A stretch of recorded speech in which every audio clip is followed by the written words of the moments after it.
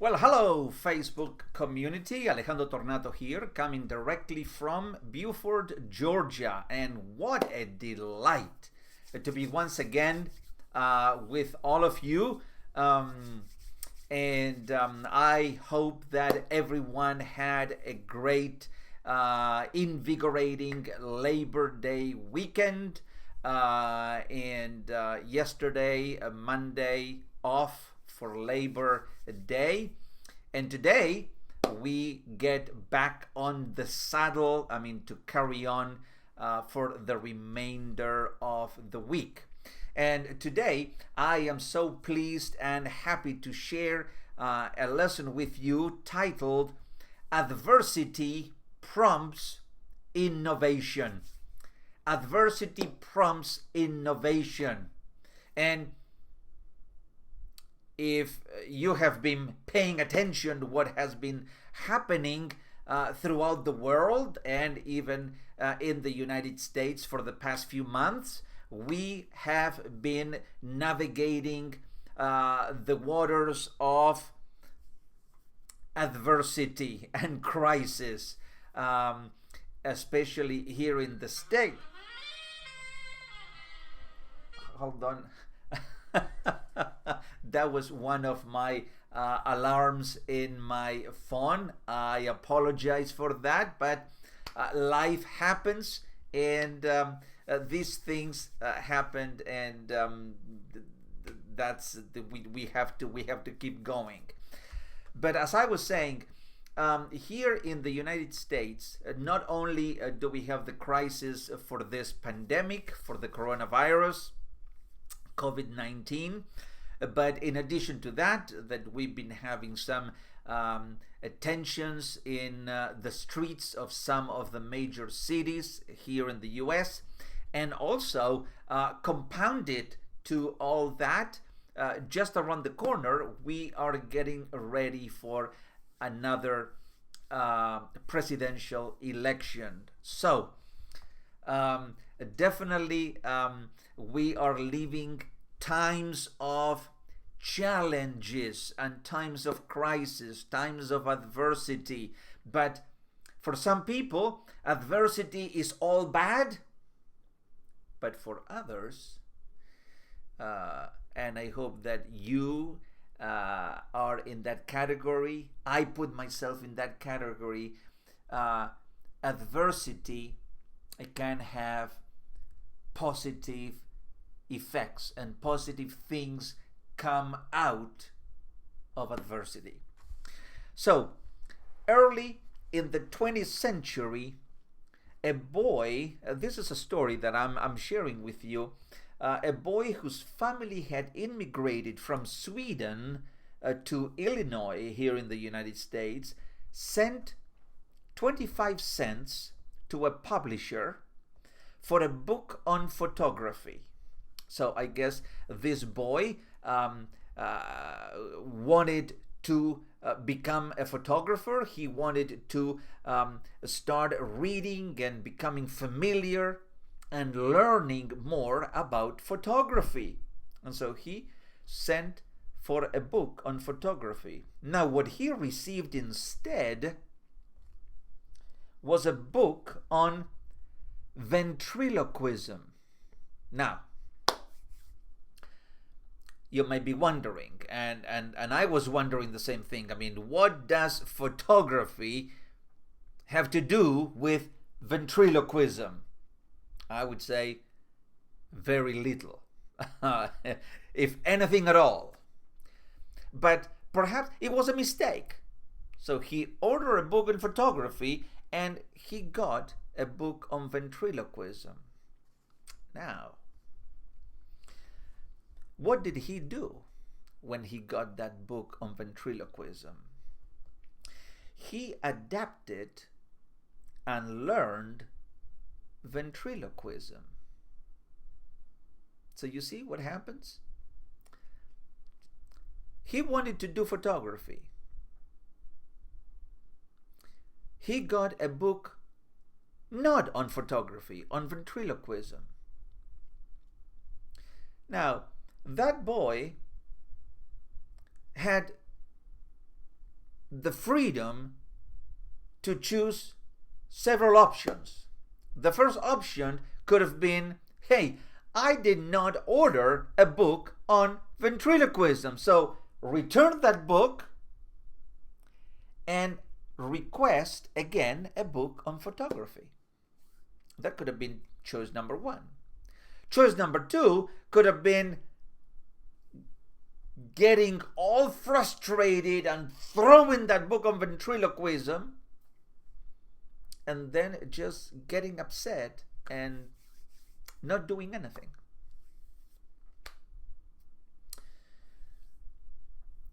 But the third choice, which was the one that he went for, was, okay, well, I got this book. I would imagine that he was a very curious boy and he was a true learner. And he said, okay, well, let me see what is ventriloquism all about. Let's see, perhaps I can learn how to do it, and I can turn this mistake into something positive. So he adapted and he learned ventriloquism.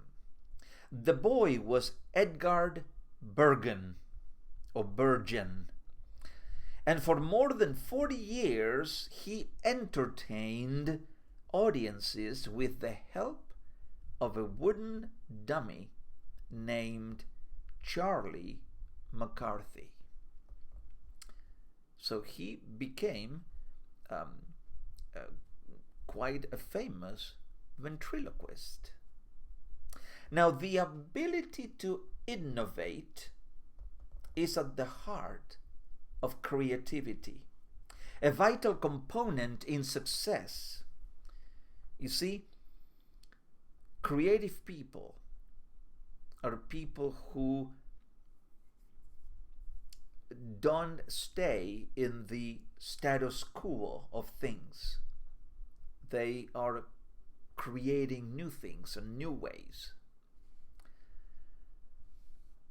They do not settle for what is known. They are always pursuing something that is unknown and bring it into their world. University of Houston professor Jack Matson recognized that fact and developed a course that his students came to call Failure 101. I guess that course would be very unpopular today in schools or in colleges, even though that would be very necessary for students to have and to learn. But it would be very unpopular. But back in those days, it wasn't. So, Failure 101. Now, in it, Professor Matson assigned students to build mock-ups of products that no one would ever buy. Now, can you imagine that? Think that for a moment. The professor would assign the students to come up and to produce mock-ups of products that no one would be interested in buying. Now, why on earth would anyone put effort and attention to creating something that no one would ever buy? Why? Well, let me tell you why. His goal was to get students to equate failure with innovation instead of defeat. You see, you can you can either equate failure to defeat. And when you do that, and lots of people do that, guess what happens? You truly fail. Because for you, then failure is a defeat. Failure defeated you. And what happens when you are defeated, when an army is defeated? Nothing more happens. You just throw up your arms in the air and you're defeated. And that's it. That's the end of the story. But not if you equate failure to innovation. Because first of all, if you equate failure to defeat, you are equating failure to you being a loser. You lost. You got defeated. However, if you equate failure to innovation, then something magical happens.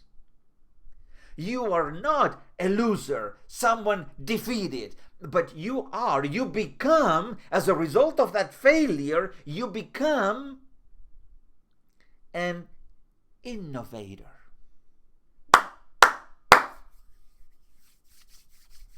What a difference in perspective that brings to you. When you can go from a defeated loser to an innovator. And then what happens? The more that you fail, and the more that you do things and try things, and you fail, you want to keep on doing it and failing because you want to keep innovating. What a remarkable change in thought.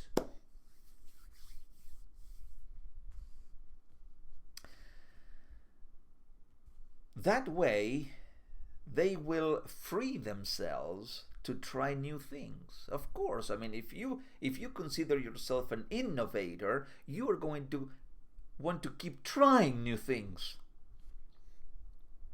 even if you keep on failing. They learn to reload and get ready to shoot again, says Madsen. If you want to succeed, you have to learn to make adjustments to the way you do things and try again. Let me say that again. If you want to succeed, if we want to succeed in life, we have to learn to make adjustments to the way we do things. And if that doesn't work, try again. And as I said many times before, and again, and again, and again, and again, and again, and keep trying. So that is what adversity and failure, when you look at it from this vantage point, this perspective, and I truly believe that this is the right perspective to look at it.